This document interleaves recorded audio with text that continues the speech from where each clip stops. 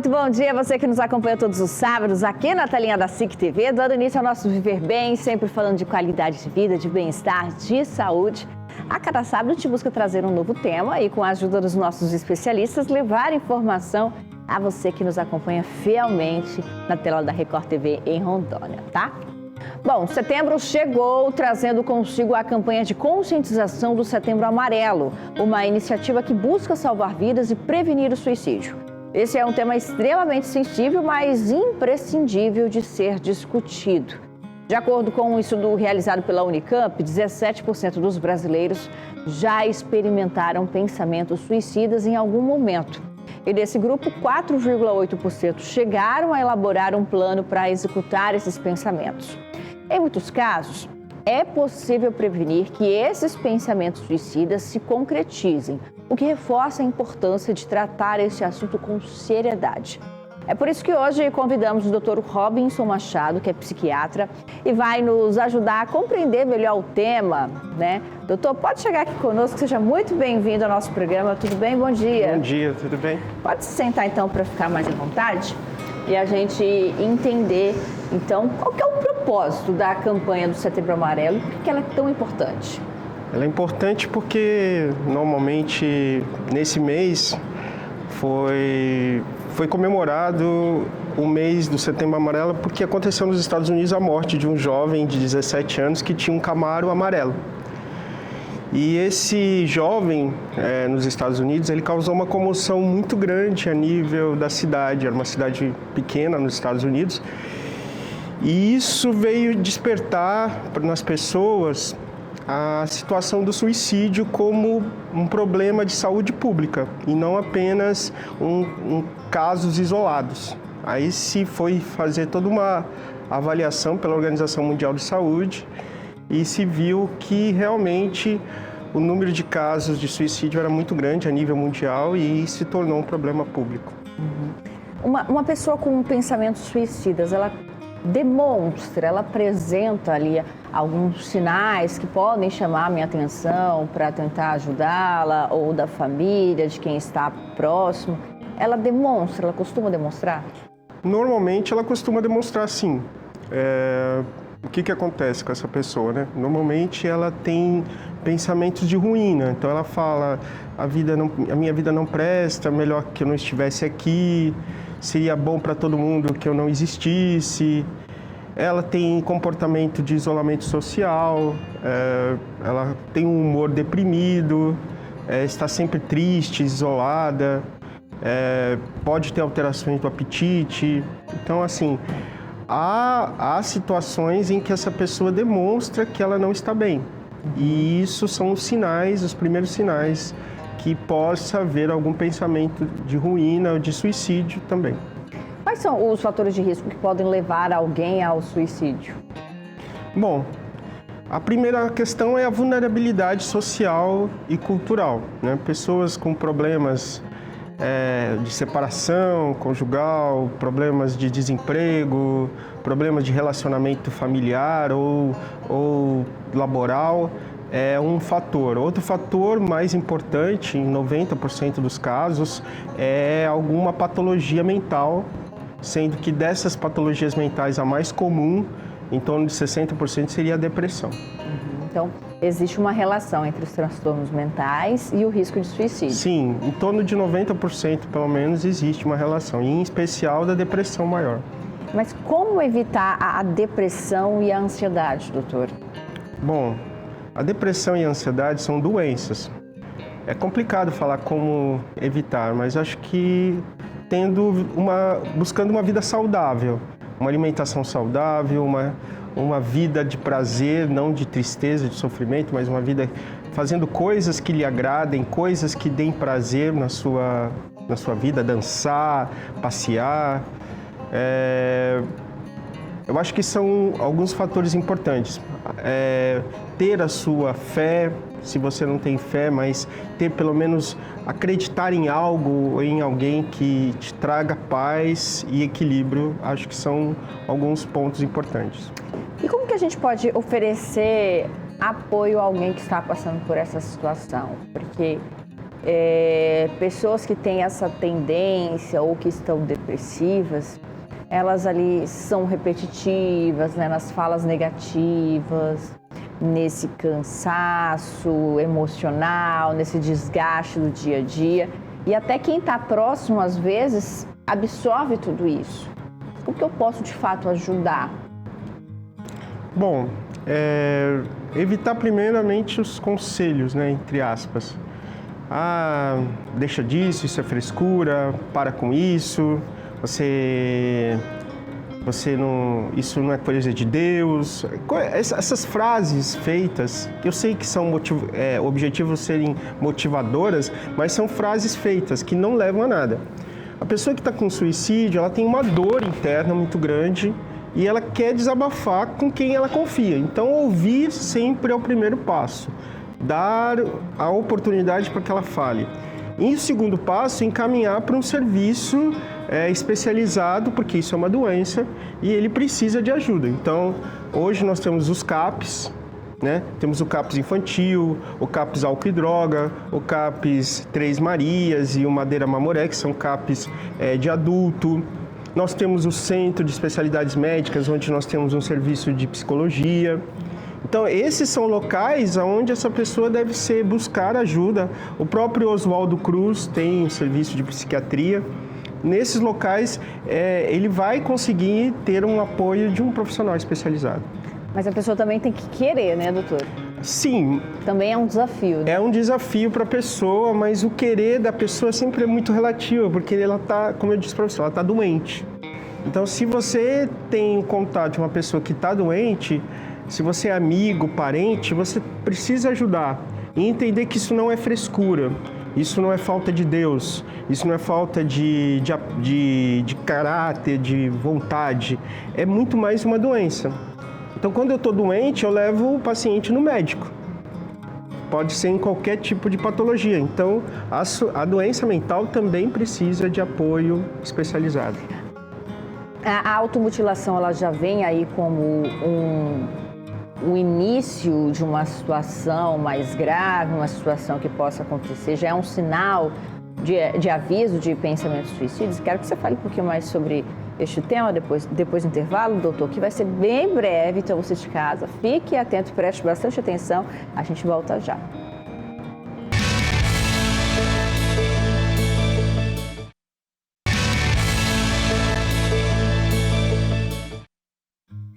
Muito bem, já estamos de volta com o nosso programa hoje, entendendo um pouco mais sobre a importância da campanha Setembro Amarelo, que chama a atenção para a depressão, outros problemas relacionados à saúde emocional e que em muitos casos pode terminar em suicídio, né? A gente precisa falar mais sobre este tema para criar um alerta, para que você saiba como pode ajudar, como pode identificar e como a pessoa de casa também pode se sentir acolhida e orientada a buscar uma ajuda profissional. Então, nós estamos recebendo o Dr. Robson Machado, que é psiquiatra. Doutor, eu perguntei no bloco anterior sobre a questão da automutilação. Há pessoas que apresentam isso como já um sinal de que possa vir algo mais grave? Já é um alerta? Isso costuma acontecer? Sim, há um alerta. A automutilação é um alerta, né? Ela tem duas vertentes que ela pode ser. Já pode ser um sinal que a pessoa realmente queira cometer o suicídio e aí a pessoa se fere com intenção suicida, ou ela pode ser também o que a gente chama de skin pick, que é uma atitude da pessoa se automutilar, mas para aliviar a dor emocional, a dor interna. Então ela troca a dor física por dor emocional sem intenção suicida, que pode virar depois um vício. Certo. Bom, a gente vai conhecer agora a história de uma mulher que enfrentou uma forma severa de depressão e nos conta como lidou com esse momento tão difícil. A Associação Brasileira de Psiquiatria, em parceria com o Conselho Federal de Medicina, realiza no Brasil a campanha Setembro Amarelo desde 2014. O tema escolhido para a campanha deste ano é "Se precisar, peça ajuda". O suicídio, ele é um fenômeno multifatorial. Não tem uma causa única, né? Vários fatores podem desencadear esse comportamento. E é bom falar sobre isso porque as pessoas já atrelam isso à depressão. É bem verdade que para as pessoas que têm transtornos mentais há uma probabilidade maior, mas é preciso também olhar para o todo, para o que está acontecendo com você. Então, situações de estresse, ansiedade, no trabalho, tem vários fatores. Então, entenda isso, o suicídio é um fenômeno multifatorial. Nós fomos conhecer uma empresária, casada, mãe e que luta diariamente contra a depressão em torno de 10 anos. Em conversa com o seu ginecologista, ela descobriu o diagnóstico. O meu ginecologista detectou isso. Eu cheguei uma vez com ele e antes da minha filha nascer, inclusive, já era meu ginecologista, o doutor Alexandre. E eu falei, doutor Alexandre, eu sinto um vazio, eu tenho um trabalho, eu tenho um marido, e sou bem-sucedida e é uma coisa estranha que eu sinto. Ele foi a primeira pessoa, ele falou, você tem depressão.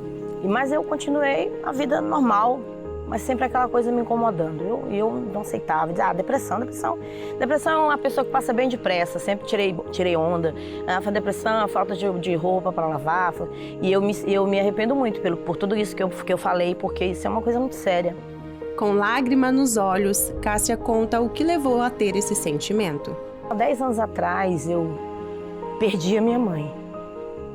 E para mim foi o gatilho. E eu já tinha muitos anos de uma empresa, que eu era executiva, ganhava muito bem, tinha carro de exposição, tinha celular, tinha viagens. E a minha mãe faleceu em 2013, mas depois desse falecimento a coisa desandou, de um jeito que eu não tinha condições de me equilibrar mais. Eu desabei. Colocaram num setor onde o piso era quebrado, o teto pingava, e aquilo só fortaleceu ainda mais a doença. Eu me vi no fundo do poço, no escuro. Meu marido e minha filha não sabiam como lidar, eu não sabia como lidar. Foi quando eu disse, eu preciso realmente levar a terapia a sério. Eu digo, meu Deus, como pode? Eu tão forte, que castigo é esse? Foi que eu fiz para passar por isso? A depressão é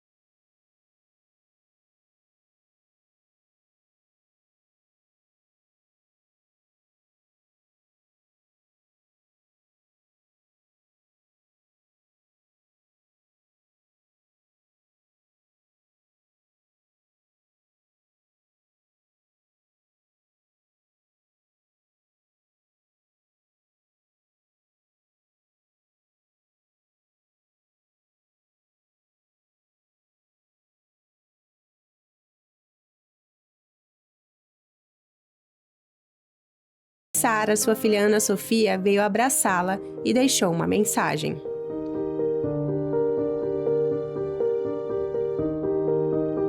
Eu sempre falei, sempre disse que eu estaria aqui por ela, pela nossa família, que eu acredito muito no potencial dela, que agora ela está podendo se reerguer depois de tanta batalha, tanta dificuldade. Juntas, elas eternizaram Além do Amor, cravaram no braço com uma tatuagem um trecho de uma música, a que cantava para Ana Sofia desde criança. Amor da minha vida. Daqui até a eternidade. Era uma música que ela nenenzinha.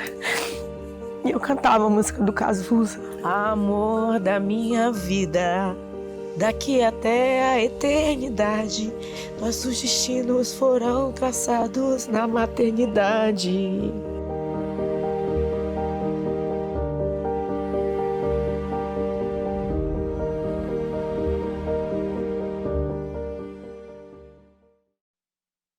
É bem como ela retratou, né, doutora? É uma questão de um sentimento de tristeza profunda, de se sentir no fundo do poço, e isso pode ser desencadeado por diferentes gatilhos. Ela exemplificou que no caso dela, a morte da mãe foi um gatilho para isso iniciar. São diferentes situações da vida que podem despertar isso no indivíduo, né? É uma desregulação completa do humor, né? Um humor deprimido. Há uma alteração psicomotora, a pessoa perde a energia, a vontade de fazer as coisas. O prazer nas atividades diárias se perde, a vontade de querer acordar, levantar. E também uma mudança do biorritmo da pessoa, né? Mudança do sono, mudança do apetite. Tudo isso associado a uma tristeza profunda há mais de 3 semanas caracteriza a doença de depressão maior.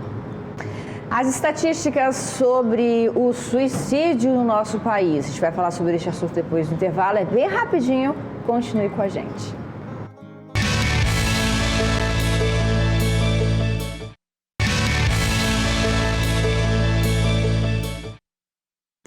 E a gente segue falando sobre o Setembro Amarelo, os problemas de saúde mental que levam à depressão, levam ao suicídio.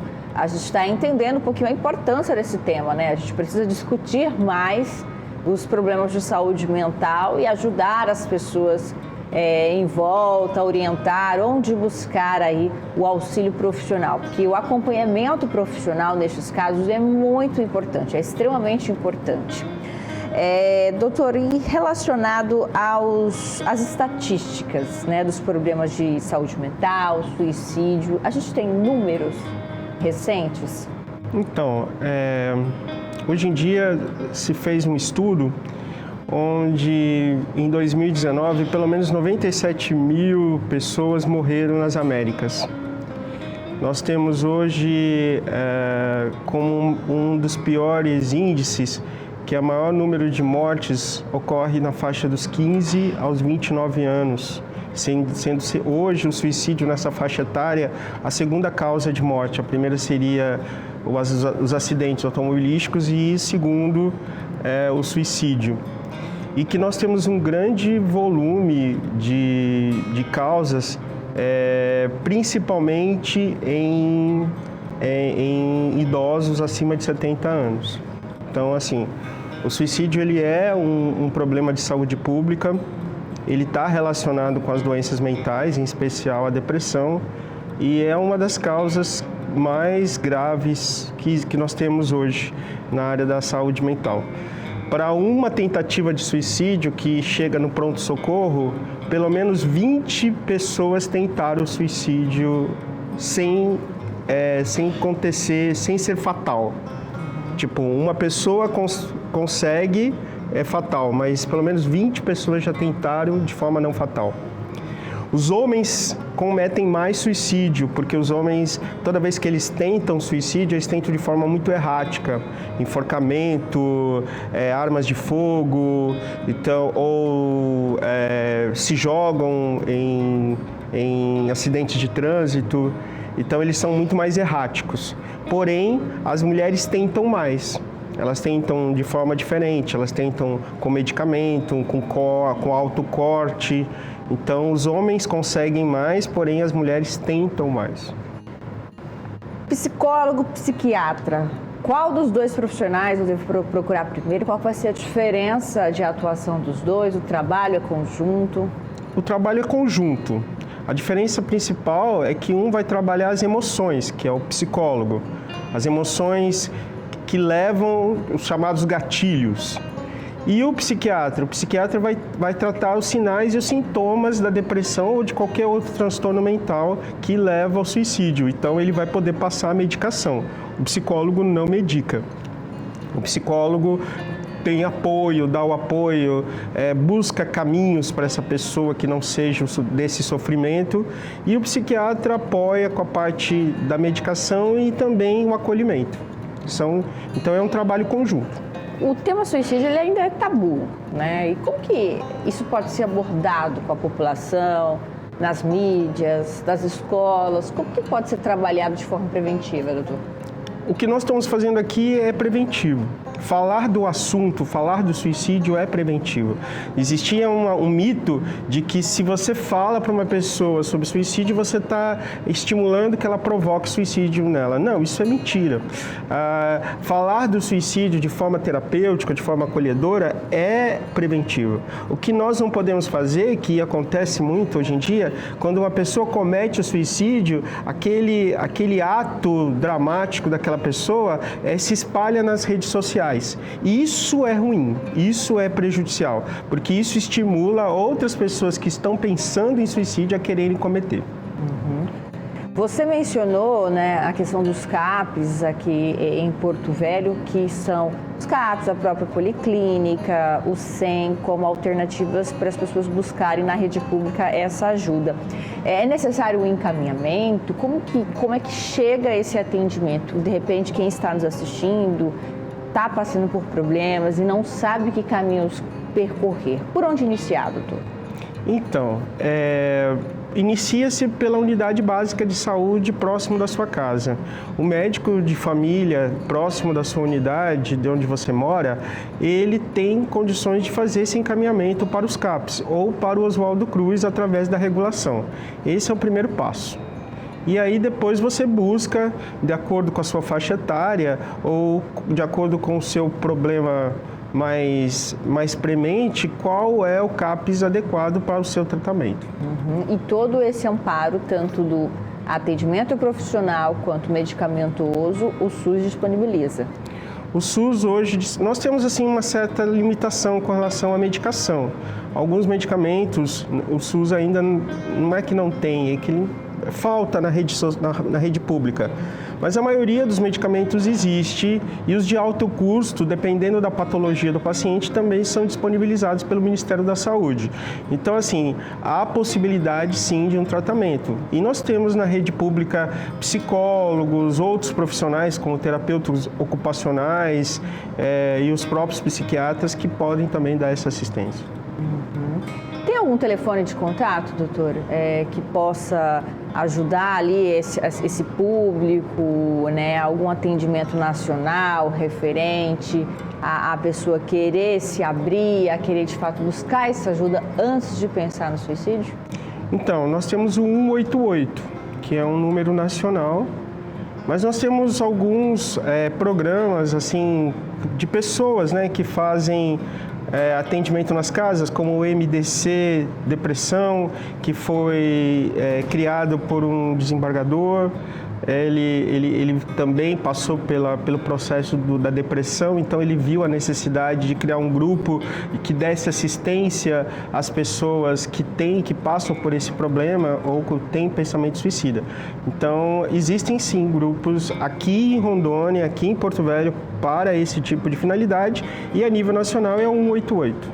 Muito bem, quero agradecer a sua participação, viu, doutor? Quem quiser te encontrar, saber mais sobre este tema, pode te encontrar como? Bom, na rede pública eu trabalho no Oswaldo Cruz e no CAPs Infantil e eu tenho o meu consultório particular. Certo, e agradecer também a Aça Libras, né, que está nos ajudando a levar este tema, esta campanha tão importante a todos os públicos, e agradecer a você de casa que fielmente está coladinho na tela da SIC TV todo sábado. Obrigada mais uma vez, aproveite bastante o dia, converse com alguém próximo, peça ajuda, viu? É muito importante. Observe também as pessoas que estão à sua volta, tá? A gente encerra aqui, sábado que vem nós estamos de volta. Tchau, gente!